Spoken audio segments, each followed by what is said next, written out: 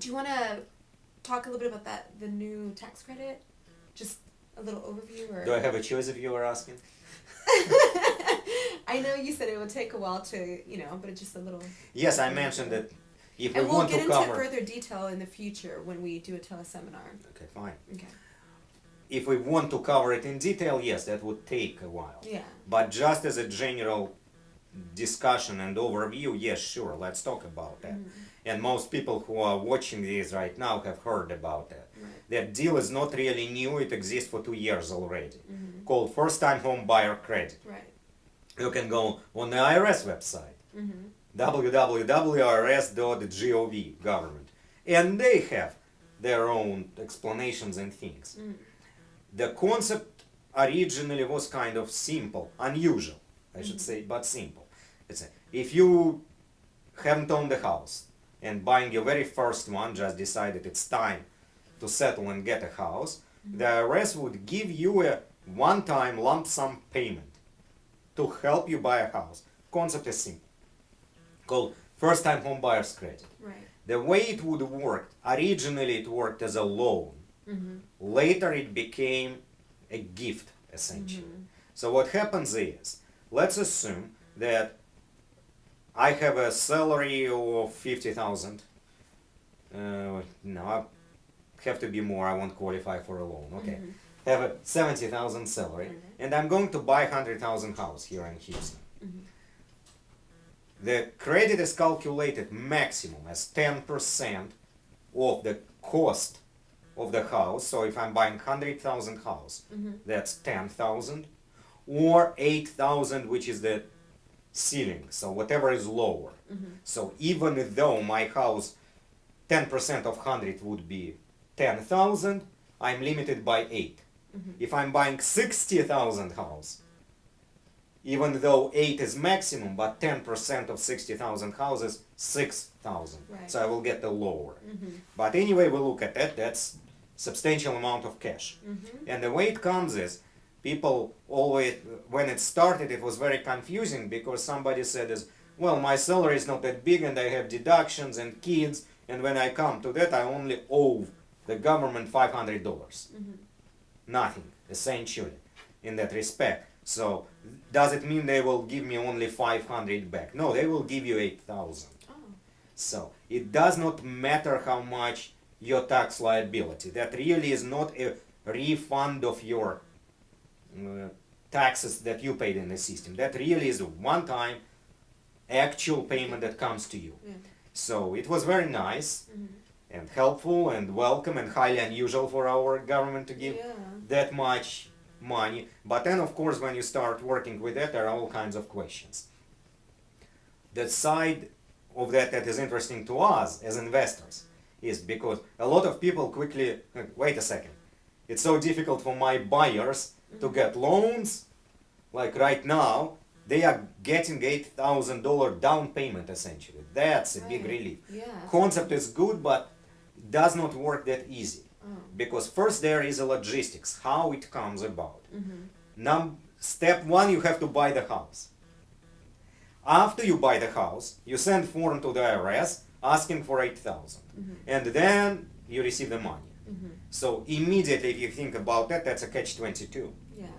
You have to buy first, but to buy it you need the down payment. Exactly. But you will not get that money until after you purchase. Which may take So, like, that's chicken and egg problem. How do you resolve that?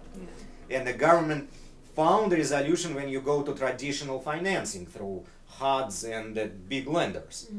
But it does not work for you and me if we are trying to sell it to a tenant who lives in the house.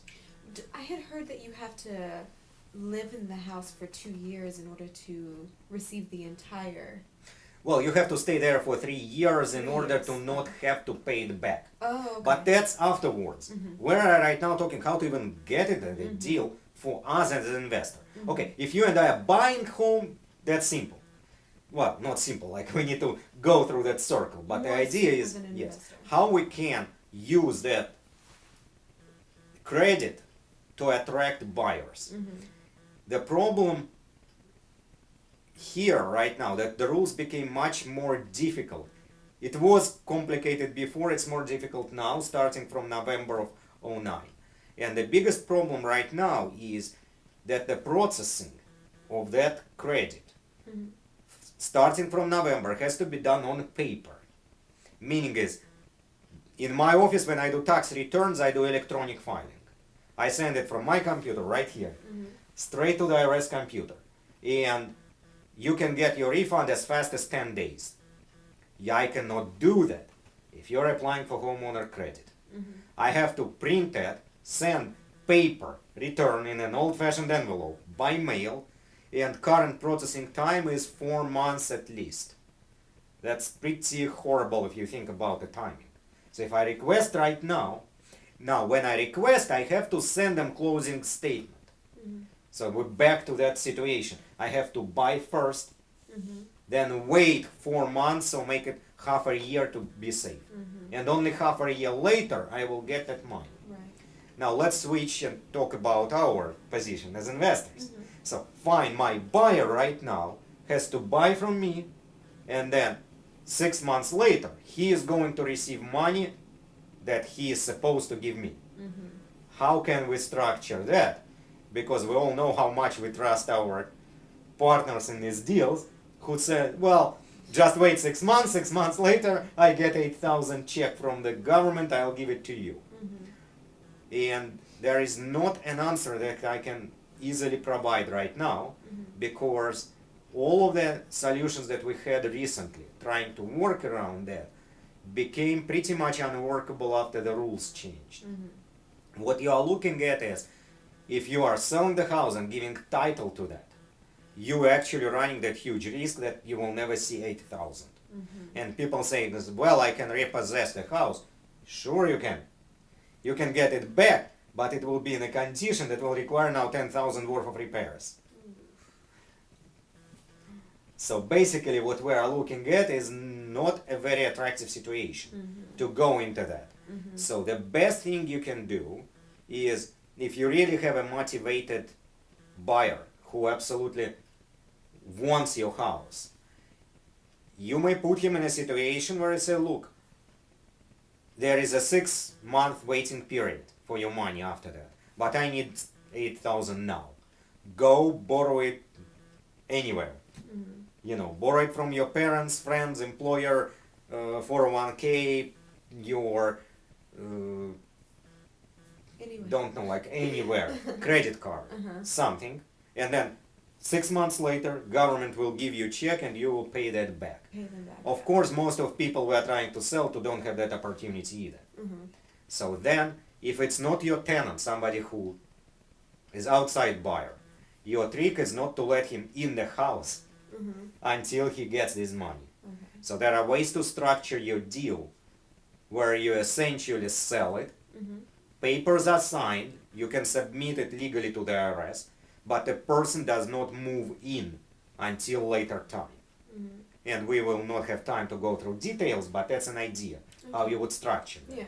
With your tenant, that does not work at all, because your tenant is already here. And as a tenant, you can fairly easily evict him if he stops paying. If you sell to him and he is now legal owner of the property, that opens a whole can of worms dealing with that.